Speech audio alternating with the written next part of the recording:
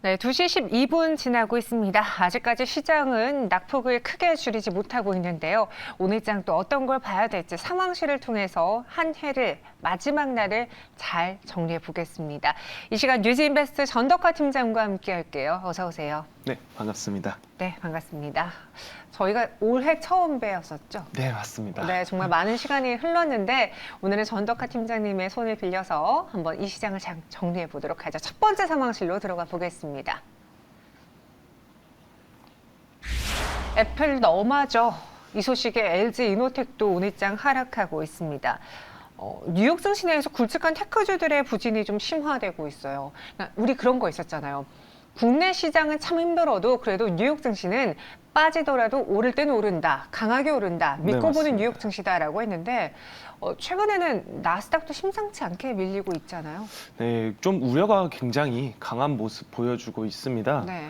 이제 전일 뉴욕 증시 같은 경우에 전반적으로 좀 테크주들이 많이 약세를 보였었는데요. 이제 주요 종목들을 보면은 이제 애플 같은 경우에는 마이너스 3.07%, 그리고 알파벳은 1.67%, 그리고 아마존 1.47% 등등 굉장히 약세 보이고 있었습니다. 그나마 다행인 점은 테슬라가 굉장히 최근에 하락폭이 컸는데 오늘은 조금 반발 매수세 들어오면서 조금은 반등이 나왔지만 여전히 전망 자체는 좀 안 좋게 보고 있는 상황입니다. 이런 상황이다 보니 저희가 믿고 있었던 나스닥마저 이렇게 빠지니 국내 업종들도 속수무책으로 좀 약세를 보이고 있는 상황이에요. 증시 같은 경우에는 결국 이제 중국의 리오프닝에 대한 논란이 굉장히 커지고 있는 상황입니다. 현재 중국 내에서도 방역 완화가 오히려 지금 경기 우려를 자극할 것이라는 전망이 굉장히 우세한 모습이에요.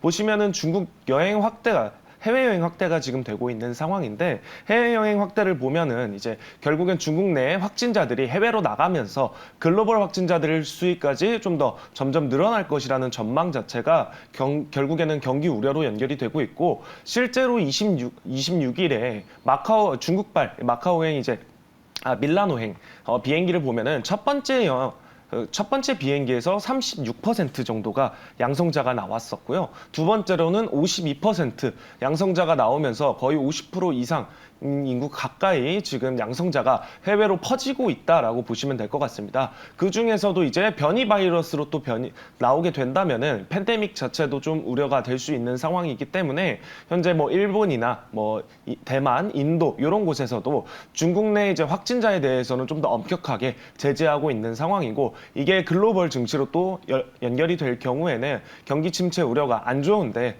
더 플러스 알파 되어서 된다는 그런 우려들이 굉장히 많이 작용되고 있다고 볼 수 있습니다. 네. 네. 애플도 52주 신저가, 미국 기술주들의 하락 속에 그와 연동되는 국내 증시 안에 있는 종목들도 내리고 있어요. 그동안은 사실 테슬라가 많이 부각을 받으면서 2차 전지 소재주들이 하락을 했었고, 그다음에 마이크로소프트라던가 엔비디아 주가 하락 때문에 국내 네, 반도체주들도 밀렸는데 오늘은 그 타겟이 LG이노텍으로 갔습니다. 4분기 실적도 예상치보다도 못 나올 것 같다라는 이야기가 있던데요. 네, 맞습니다. 4분기 추정 이익을 굉장히 대폭 하향을 한 상황이에요. 네, 지금 보시면은 근데 4분기 원래 기준 추정치에서 영업이익과 매출액을 각각 마이너스 13.6% 그리고 매출액이 24.9% 하회 추정으로 하고 있는 상황이다 보니까 이런 부분에 있어서 사실 기업 입장에서는 굉장히 큰 악재로 받아들여질 수 있습니다. 폭스콘 공장에서도 지금 수만 명의 직원들이 대거 퇴사를 하고 있는 상황이고 그리고 신입 젊은 인재들도 폭동을 좀 일으키고 있는 상황이에요. 이런 상황이다 보니까 결국에는 생산 차질이 조금 더 길어질 수밖에 없다. 이런 우려들이 작용하고 있는 걸로 보이고요. 사실 LG이노텍은 애플향 매출이 전체 매출의 80%가량 차지하고 있는 상황이기 때문에 영향이 매우 크다라고 볼 수가 있습니다. 여러분 폭스콘 공장 자체도 제대로 돌아가지 않고 있는 상황이다 보니까 이러한 우려들이 좀 LG이노텍에 반영이 되었다. 그러면서 주가가 저희가 생각했던 그 박스권 하단까지 하락하면서 조금 더 투매를 불러온 것으로 보입니다. 다만 반대로 생각한다면은 오히려 저점 매수 기회로 생각할 수도 있습니다. 아시다시피 최근에 LG이노텍 같은 경우에는 3D 센싱 모듈이냐 카메라 모듈 쪽으로 굉장히 투자를 많이 진행을 하고 있어요. 그리고 이제 공장도 중국에다 짓는 게 아니라 베트남 공장이나 아니면은 북미 공장 쪽으로 점점 늘려나가고 있는 추세이기 때문에 그런 불확실성을 조금 해소를 해줄 수가 있고요. 그리고 이번 CES 1월 5일 날 발표되는 1월 5일 날 CES 컨퍼런스에서 지금 XR 기기들이나 이런 것들이 대거 출연을 하기 때문에 이런 부분에 있어서 모멘텀이 조금 더 살아날 수 있다고 볼 수 있습니다. 지금 LG 이노텍 같은 경우에는 이 XR 기기에 들어가는 3D 센싱 모듈을 현재 글로벌 점유율 80% 이상 가지고 있는 강자입니다. 이런 부분 감안했을 때 신사업에 대한 기대감 분명히 존재하고 XR 기기에 대한 어느 정도 좀 반응만 확인을 해준다면은 우리는 저점 매수 기회로 한 번 더 활용할 수 있다고 보고요. 현재 시장에서는 이 XR 기기에 대한 매출 반영이 23년도 4분기쯤으로 예상을 하고 있습니다. 본격적으로 반영될 것으로 기대하고 있는데 결국에는 주식은 선반영되기 때문에 그러한 부분들이 조금 더 가격적인 하락 부분에서 매력도가 두드러진다면은 우리는 매수 기회로 한 번 더 활용해 볼 수도 있다라고 좀 코멘트 드리겠습니다. 그러면은 역대급 투자를 발표한 LG 이노텍이었잖아요. 근데 물론 그 투자를 발표한 날에도 주가는 움직이지 네, 맞습니다. 않았어요. 정말 시장이 냉담하다라는 걸 또 한 번 확인했는데 반등을 노릴 수 있다라는 식의 내용으로 조금 전에 들렸거든요. 네, 맞습니다. 지금 당장 매수하자는 거는 아니고요. 그럼 전략을 어떻게 세울까요? 전략은요. 일단은 한 주평 먼저 말씀드리면 준비된 선발 주저라고 좀 말씀드리겠습니다. 이미 충분히 LG 이노텍 쪽에서도 투자 최근에 굉장히 많이 하면서 준비를 많이 하고 있는 상황이고 네. 그리고 결국에는 지금 핸드폰 시장보다 더 커질 것이라고 기대하는 게 XR 기기입니다. 그만큼 신사업에 대한 기대감들도 굉장히 크고 실질적으로 저희가 하이퍼스케일러라고 부르는 구글, 메타, 아마존, 애플 이런 것들에서 다 XR 기기를 출시를 하고 있기 때문에 시장 성장에 대한 기대감은 충분히 반영될 수 있다 보고요. 지금 현재 가격적인 부분에서는 분할 매수로 좀 접근 드리고 싶습니다. 그래서 매수 가격은 22만 5천 원 부근에서 분할로 진입하시길 권유드리고요. 목표가는 35만 원, 손절가는 18만 원으로 드리겠습니다. 네, LG 이노텍 목표 주가는 35만 원, 손절가는 18만 원. 준비된 선발 주자라는 한 줄 평입니다. 물론 지금 당장 갑니다 이건 아니지만 향후에 시장이 조금만 더 숨통이 트인다면은 준비되어 있기 때문에 네, 강하게 맞습니다. 반등할 반등할 수 있지 않을까라는 기대 갖고 정리해 보겠습니다. 두 번째 상황실 만나보시죠. 1,472억 원 규모의 계약 소식에 CJ시푸드가 급등을 보였습니다. CJ제일제당과 맺은 계약이던데요? 네, 맞습니다. 대부분 CJ시푸드 같은 경우에는 매출처가 거의 한 곳에 몰려 있다라고 볼 수 있습니다. CJ제일제당 매출량으로 거의 매년 매출의 80% 이상이 나오고 있고요. 그런 부분이다 보니까 CJ제일제당에 대한 그런 좀 안정적인 매출처가 확보돼 있다라고 생각해 주시면 될 것 같고요. 요거 같은 경우에는 전일 장 마감 이후에 CJ제일제당을 상대로 1,472억 원 계약으로 나왔습니다. 이런 부분들 공시로 나와줬기 때문에 좀 강세를 보여주고 있고요. 최근 매출액 대비 90.8이라는 굉장히 큰 규모의 공급 계약으로 나왔기 때문에 좀 장중에도 강세인 부분들이 조금은 더 유지되고 있는 모습으로 보입니다. 최근에 이제 수산물 가격도 굉장히 많이 올랐습니다. 3.6% 정도. 6.3% 정도 반등 나오면서 이런 부분들이 매출에 조금 더 긍정적인 영향을 주었다고 볼 수가 있는데요. 다만 이런 부분들이 좀 장기적으로 영향을 줄 거라는 생각은 조금 들지는 않습니다. 주요 사업에 결국에는 어묵, 맛살, 김과 같은 식품들 생산하고 있고 그리고 물가나 이런 부분들에만 있어서 가격이 조금 오를 뿐이지 영업이익 단에서는 굉장히 좀 낮은 성장률을 가지고 있는 상황입니다. 이 신사업에 대한 기대감도 굉장히 낮기 때문에 큰 기대를 하기보다는 단기 뉴스 관점으로만 지켜보는 것이 좋아 보입니다. 요거는 단기 뉴스로만 보는 게 좋겠다라는 의견이에요. 그동안 저희가 CJ시푸드를 언제 바라봤을까 좀 고민을 해봤더니 그 일본의 방사능 오염수 이야기 네, 나왔을 맞습니다. 때 혹은 뭐 해산물 파동 이런 거 있을 때 그 당시에만 좀 테마로 봤던 것 같거든요. CJ시푸드는 지금 투자자분들에게는 테마주로 인식이 되는 게 좀 적절한 거예요? 아니면 우리가 모르는 뭔가 실적이라던가 기대할 만한 성장 포인트가 있습니까? 개인적으로 말씀드리자면은 테마로만 보는 게 낫다. 네, 라고 좀 말씀을 드리겠습니다. 사실 저희 아시다시피 최근에는 좀 테마성으로 좀 짙은 뉴스들이 많이 나왔었습니다. 네. 방금 말씀하신 것처럼 일본 후쿠시마 오염이라던가 아니면은 우크라이나 전쟁으로 인해서 곡물 가격이 오르면서 또 수산물 가격도 오르게 되고 이런 부분에 있어서 테마가 많이 형성이 되었고 뭐 AI나 이제 대체육 관련주로도 많이 반등이 나왔었습니다. 그런 부분들이기 때문에 주가 차트만 보더라도 좀 단기적으로 반등이 나오고 다시 반납하고 이런 좀 모습들, 패턴들을 많이 보였기 때문에 테마적으로 인식하는 게 굉장히 맞다라고 좀 말씀을 드리고요.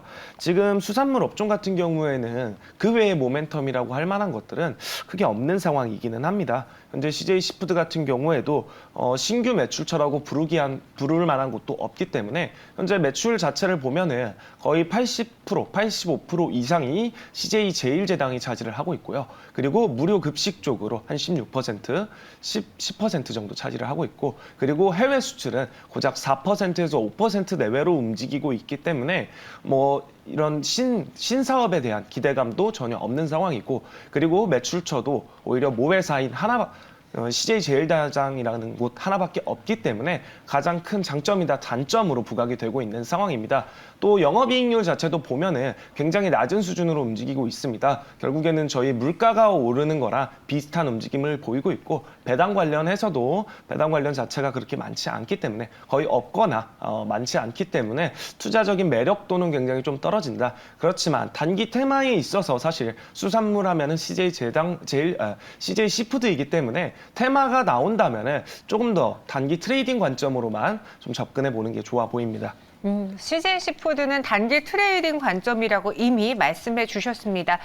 최근 매출의 90% 규모라는 그 계약의 크기 때문에 오늘 더 유독 강하게 움직였던 것 같은데, 그러면은 세론 뉴스로 봐야 되는 건가요? 장기 모멘텀보다는 마지막 전략, 가격 전략으로 정리해보죠. 네, 가격 전략은 따로 없습니다. 네, 가격 전략은 따로 없고요. 네. 시푸드 같은 경우에는 지금 단기 모멘텀이기 때문에 아마 제가 장중에 봤을 때도 플러스 16%였죠. 16% 정도였는데 지금도 조금씩 하락하고 있는 것으로 지금 보입니다. 8% 정도만 올라요. 네. 이런 단기적인 세론 뉴스는 조금 피하시는 게 좋아 보입니다. 알겠습니다. CJ 시푸드에 대해서는 저희가 매수 의견이라든가 가격 전략 드리지 않겠습니다.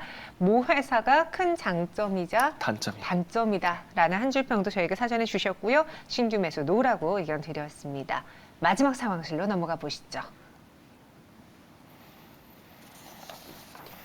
아니, 언제는 좋다면서요. 금호석유의 배신, 사실 석유화학주들의 배신이 좀 최근에 눈에 띕니다. 먼저 금호석유가 오늘장 하락하고 있고 지난 거래일도 낙폭이 컸어요. 그래서 이 거래만에 추세 하단이 약간 무너진 듯한 네, 그런 맞습니다. 모습을 보여서 긴급 진단을 해봐야겠습니다. 그 화학 빅3 안에서도 4분기 실적에 조금 차이가 난다던데요. 네, 맞습니다. 이게 업종 같은 기업들이라도 매출처에 따른 좀 변화가 굉장히 큰 모습이에요.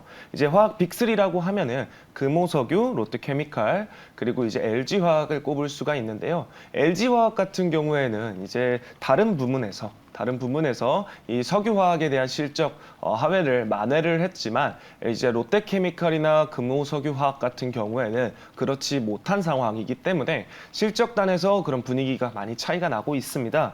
특히나 이제 LG화학의 경우에는 신사업이 굉장히 호조로 작용을 했지만, 이제 석유화학 부분을 만회를 했지만, 롯데화학이나 금호석유 같은 경우에는 지금 적자 전환할 것이라는 전망도 굉장히 우세하기 때문에 이런 부분들이 굉장히 크게 단기 낙폭으로 작용을 하고 있는 것으로 보이고요. 그리고 석유화학이라는 산업 특성상 경기에 굉장히 민감하게 반응할 수밖에 없습니다. 현재 높은 인플레이션을 좀 막기 위해서 각국의 주요 은행들이나 강한 긴축들을 하고 있는 상황이기 때문에 상황 자체는 굉장히 좀 부정적이다. 매크로가 부정적인 환경을 가지고 있다라고 볼 수가 있습니다. 그런 부분에 있어서 경기 침체 우려가 이번 중국 리오프닝 부작용으로 인해서 좀 더 커진 상황이다 보니까 이전에는 조금 더 이제 활발하게 반등이 나와줄 거다. 그 중국의 경기 부양책이나 리오프닝에 대한 수요가 증가하면서 괜찮아질 것이라는 전망이었지만, 오히려 리오프닝에 대한 이런 부작용들이 시장에서 더 크게 악재적인 부분에서 조금 더 민감하게 반응하는 그런 모습을 보였다 보니까 경기에 민감한 이 석유화학 업종들도 굉장히 악세를 보일 수밖에 없다라고 볼 수가 있습니다. 그리고 현재 석유화학 산업의 핵심적인 이제 수익성 지표를 보면은 에틸렌 스프레드라고 하는데 이 에틸렌 스프레드가 손익분기점을 넘기려면은 $300 정도는 돼줘야 합니다. 다만 28일 이제 원자재 가격 정보에 따르면은 에틸렌 스프레드 같은 경우에는 현재 $201.5로 손익분기점 자체를 넘길 수가 없는 좀 많이 하회되어 있는 그런 모습 보이고 있기 때문에 이런 전망 자체는 조금 부정적으로 보는 게 맞습니다. 근데 제가 초반에 타이틀을 저렇게 잡은 이유가 뭐냐면, 물론 이 석유화학 시장에 대해서 엄청 업황에 대한 긍정적인 이야기가 나온 건 아니지만, 그래도 최근에 이 금호석유도 11만 원 선까지 밀렸다가 15만 원대까지 이제 상승할 때 당시 롯데케미칼도 오르고 있고 네, 맞습니다. 석유화학주들이 올랐어요. 그래서 왜 그런가라고 봤을 때 원재료가 하락이 좀 비용단에 덜 부담이 되고 있고, 또 중국도 리오프닝 되면은 다시 또 그들이 뭔가 소비를 하면서 석유화학주들의 상승이 나타날 것이다. 좀 좋은 이야기가 당시에는 많았는데 갑자기 또 톤이 바뀌어 버리니까 이거 내가 그냥 착각했던 거였나? 사실 합리적인 네. 합리적인 예측이기는 했습니다. 네, 누가 봐도 좀 중국이 리오프닝을 진행을 하면은 사실 그때만 하더라도 뭐 이제 여행이나 소비재들이 바로 올랐지 않습니까? 네, 맞아요. 그런 상황이었는데 갑자기 중국에 대한 부작용이 확 튀어나오면서 제약주들로 테마가 확 바뀌었듯이 요번 이 석유화학도 이런 부분들에 대한 좀 우려가 굉장히 컸던 것으로 보입니다.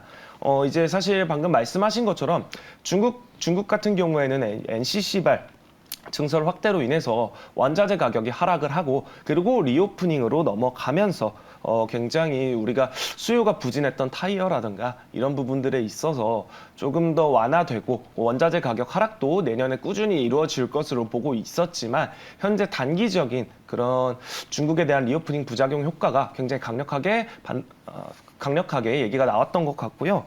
방금 말씀하시면은 사실 중국에서도 지금 자국 내에서 도망가기 바쁜 상황입니다. 네, 그런 상황이다 보니까 중단기적인 악재로 반영됐다라고 보시는 게 맞고요. 다만 이 중국에서는 결국에는 GDP, 경제 성장률을 또 높이기 위해서 경기 부양책을 굉장히 많이 준비를 하고 있는 상황입니다.